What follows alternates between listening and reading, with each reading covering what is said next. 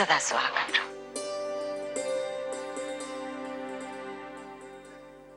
ये करवा चौथ सुहागन के लिए बहुत बड़ा दिन होता है, इसलिए बहुत जरूरी है कि रस्म रिवाज को पूरी तरह से निभाया जाए। रस्मों के बाद हम ईश्वर से प्रार्थना करेंगे कि आप सबके करवा चौथ का व्रत सफल हो। बाकी सब तो कर लिया, लेकिन माँ साहब का आशीर्वाद कैसे लें?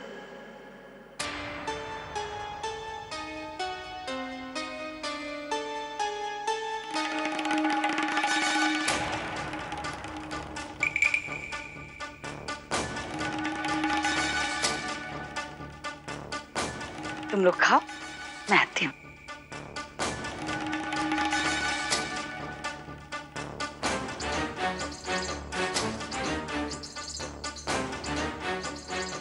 साफ साफ कहा है ना तुमसे कि शुभ रस्मों से दूर रहा करो, लेकिन हमारे बार बार कहने के बावजूद तुम ढीठ होकर वही करती हो जिसके लिए हमने मना किया है। क्यों सबका व्रत बिगाड़ने पर तुली हो तुम? शुभ घड़ी में मैं और कोई बहस नहीं करना चाहती, बस तुम चली जाओ यहां से।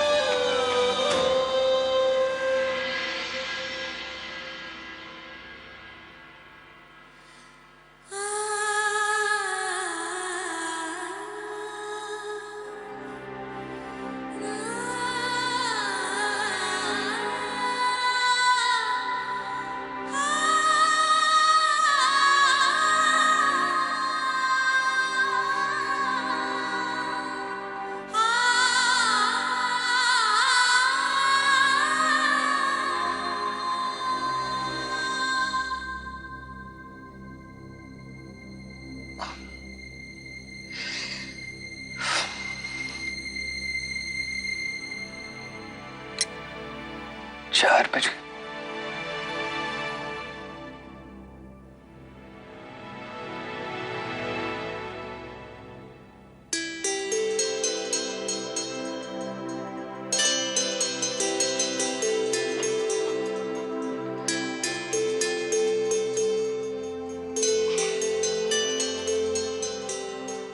तुम खा रही हो या नहीं?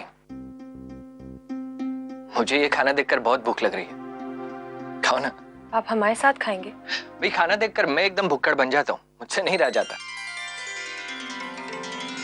लीजिए, ये खाइए।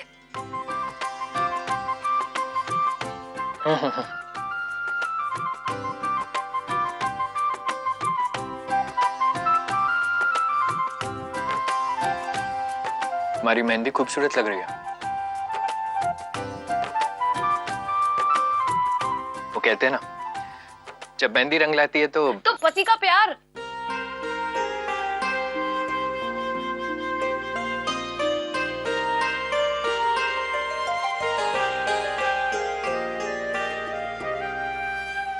तुम्हारे दिल में मेरे लिए प्यार तो है सुखी, मगर दर्द और घुटन की बहुत सारी परतों के नीचे दबा पड़ा है। मेरी पूरी कोशिश रहेगी कि तुम्हारी जिंदगी से ये दर्द मिटा सकूं, ताकि तुम जीना सीखो, फिर एक बार प्यार करना सीखो।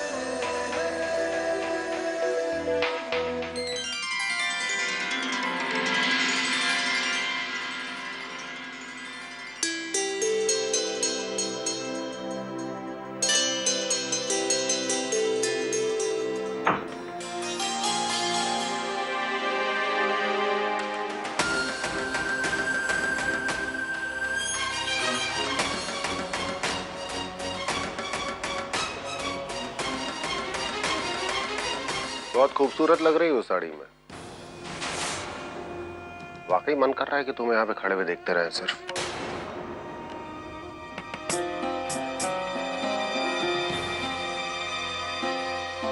बड़ी अजीब सी बात है वैसे। करवा चौथ का दिन है, सब लोग सज संवर के बैठे हैं और तुम्हारे हाथ में ये साफ सफाई के लिए कपड़ा, बिल्कुल नौकरों की तरह। ये पतिदेव कहाँ है तुम्हारे? वो लेकर नहीं आए तुम्हारे लिए कोई खास तोहफा? चलो कोई बात नहीं, तुम्हारे करवा चौथ में रंग भरने के लिए हम लेकर आए ना ये सारा का सारा सामान।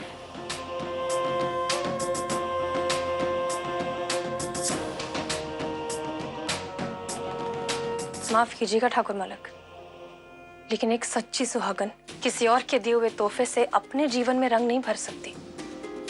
काहे कि हमारे माथे का लाल सिंदूर ही बाकी सारे रंगों के सामने भारी पड़ जाता है। और रही बात आपके इस तोहफे की, तो हमें हमारा तोहफा उनसे मिल जाएगा जो हमें तोहफा देने का हक रखते हैं। इसलिए आप ये ले जाकर रीवा ठाकुराइन को दे दीजिए। मतलब तुम्हें वाकई भरोसा है कि आदित्य तुम्हें तोहफा ला के देगा? अच्छा है, भरोसा जितनी ऊंचाई से गिरता है ना, फिर दर्द उतना ही ज्यादा होता है। उन्होंने तो हमारा भरोसा तब भी नहीं तोड़ा जब वो हमारे पति भी नहीं थे। और वैसे भी कुछ लोगों को अलग से तोहफा देने की कोई जरूरत नहीं होती। उनका हमारे जीवन में होना ही एक बहुत बड़ा तोहफा होता है। कब तक बचपना करोगी सुपनी? तुम्हें क्या लगता है कि तुम्हारी जिंदगी जीने के लिए आदित्य का तुम्हारे साथ खड़े हो जाने काफी है? तुम्हारे सारे सपनों को पूरा करने के लिए वो बहुत होगा? जो तुम्हारी सोच है उसका तुम जानो, तुम्हारा काम जाने। पुराने वक्त को याद करते हुए इतना तो हम तुम्हारे ऊपर एहसान कर ही सकते थे, तो ये लेकर आए हमारे लिए। आपके एहसानों की भीख मांगी किसने मामा जी?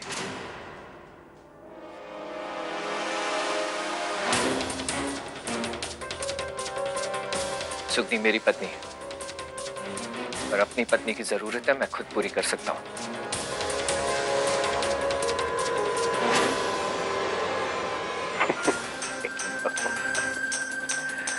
भगवान सबको सब कुछ दे, गलत फहमी ना दे कभी भी। आदि जिस जमीन पे तुम खड़े हो ना, वो जमीन भी तुम्हारी अपनी नहीं, हमारी।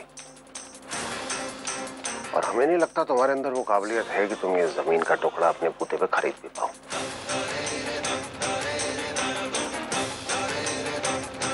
अजी तुमने कुछ जिंदगी में सीखा नहीं हमसे, वरना कम से कम इतना तो जानते कि बड़ी बड़ी बातें करने के लिए उन बातों के लायक होना भी जरूरी होता है। ऐसा है क्या इस घर में तुम्हारा जिसको कि तुम कह सको कि तुम्हारा अपना है? सुगनी का विश्वास। और जब तक सुगनी का विश्वास मेरे साथ है तो मुझे और किसी चीज की जरूरत नहीं है मामा जी।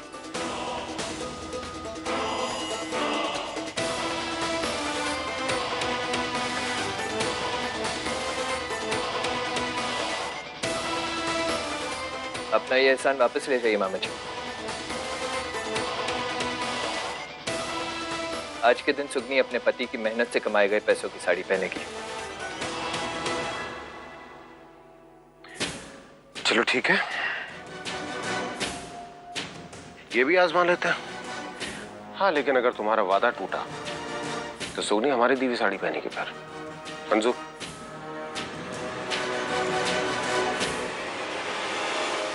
वो दिन कभी नहीं आएगा मामा जी।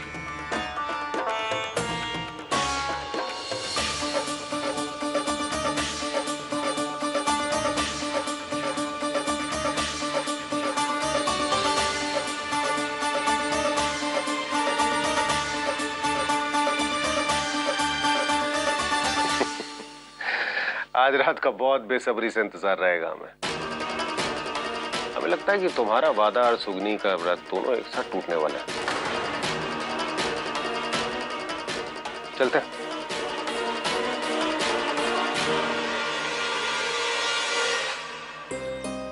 कैसे लग रहे हैं? बहुत सुंदर। कहते हैं कि गहने औरत को सुंदर बनाते हैं, लेकिन कुछ चेहरे ऐसे भी होते हैं जो गहनों की शोभा बढ़ा देते हैं।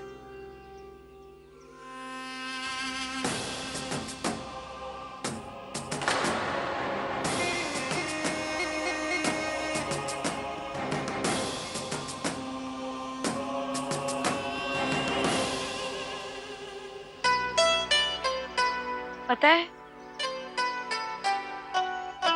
हम जब बचपन में ये सब देखते थे तो बस यही सोचते थे कि हमारी शादी किससे होगी, कैसे होगी, कब होगी।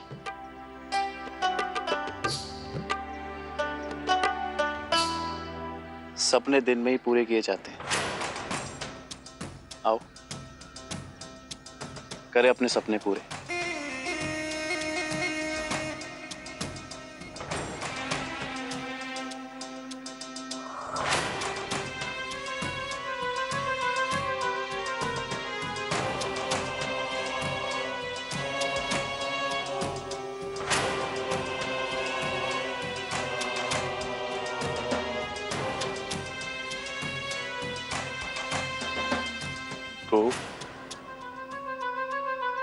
पता नहीं क्या हुआ, कैसे हुआ, पर कुछ ही मुलाकातों में हमें आपसे प्यार हो गया।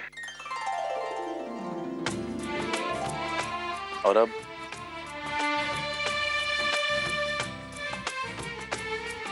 हम आपसे शादी करना चाहते हैं।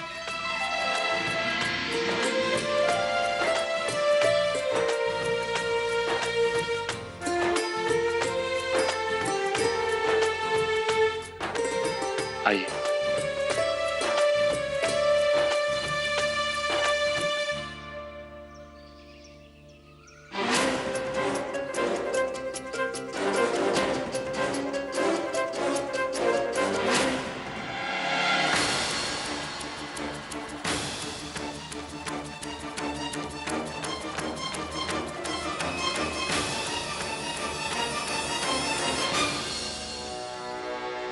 नहीं दिग्विजय,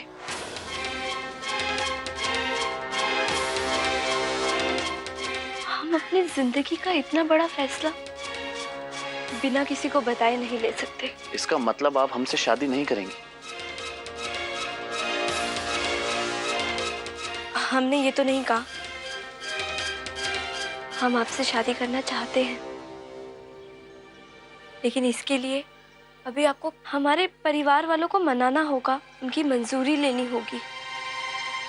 ठीक है कू।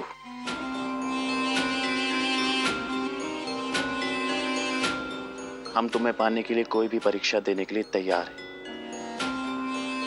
जो तुम चाहोगी वैसा ही होगा।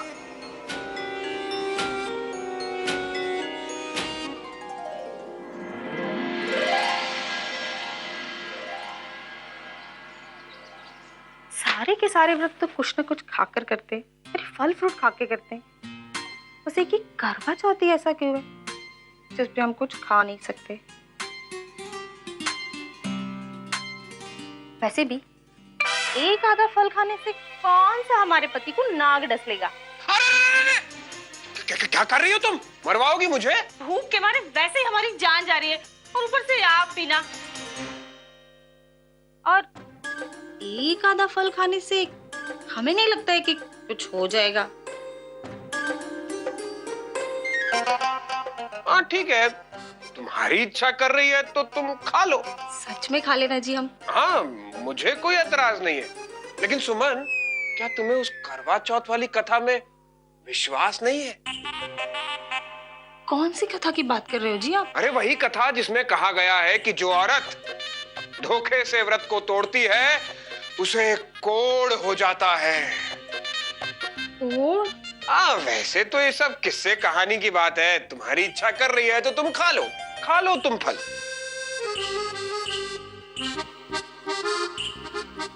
खा लो।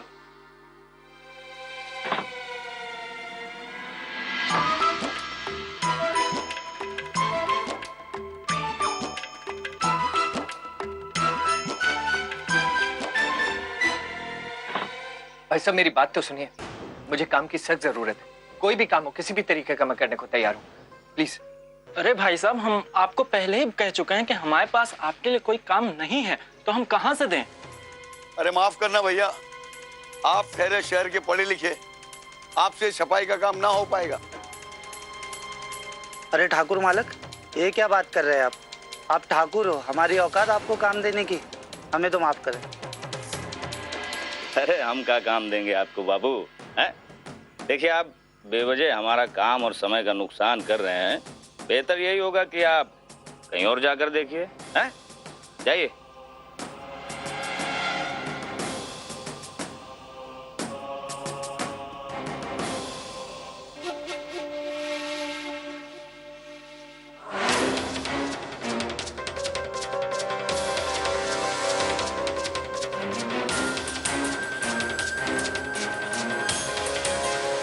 जी ठाकुर मालक, ठीक बोले ना हम, हैं? अरे इसका क्या जरूरत था मालिक। जय राम जी। साड़ी तो बहुत दूर की बात है आदित्य। दुगनी की मांग में भरने के लिए अगर सिंदूर खरीदने तक के पैसे जुटा पाए तुम ना, मान जाएंगे तुम्हें।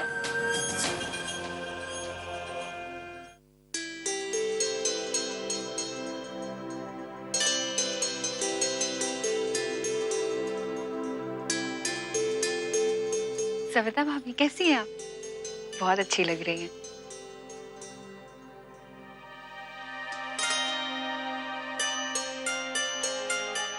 अभी तो इतने कोई पूजा नहीं चल रही, इतना सारा काम है, हमें मदद करनी चाहिए।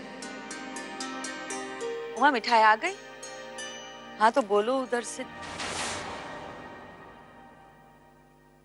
हमारी समझ में नहीं आता कि तुम जिद्दी हो कि बस ढीठ हो। हर वक्त तुम क्यों हमारी खुशियों में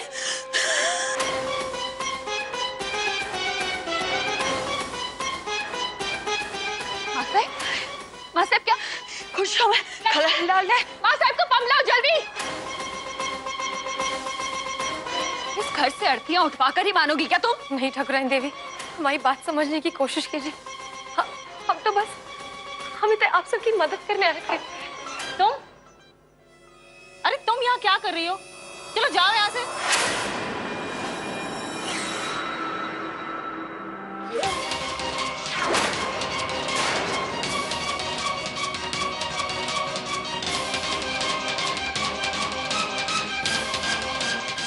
अरे अरे बिटिया, क्यों भगा रही हो बेचारी को? अरे ऐसे वक्त में तो इन नाचने वालियों का आना शुभ माना जाता है। हाँ बिल्कुल सही कह रही हैं आप। इसीलिए तो आदित्य ने इसको घर में पाल कर रखा है। अगर नाचने वाली रहती तो शुभ कहलाती, लेकिन बहू और ठकुराइन बनने के सपने ने इसे इतना गिरा दिया है कि अब तो ये हमारी हवेली पर पड़ा ग्रहण दिखती है।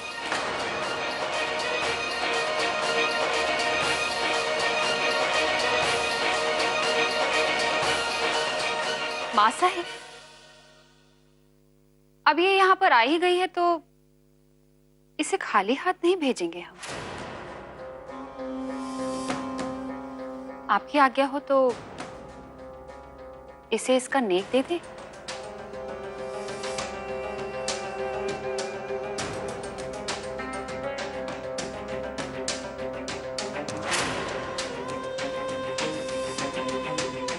क्यों नहीं? एक नाचने वाली को उसका अधिकार मिलना ही चाहिए। आओ तुम यहाँ।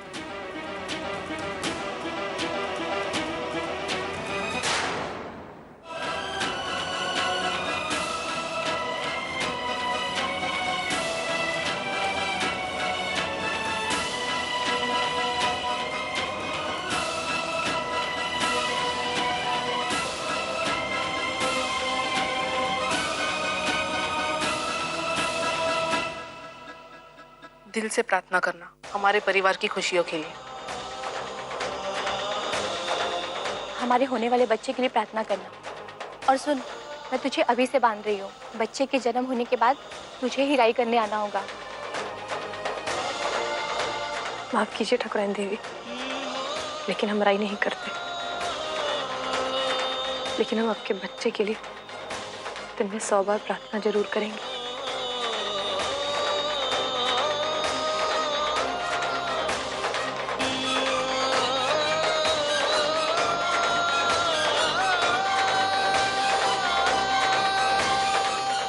हम जानते हैं कि आपने ये सब एक नाचने वाली के हाथों दुआ पाने के लिए तो किया नहीं है, फिर भी आपको दिल से दुआ देते हैं कि आपका घर ना टूटे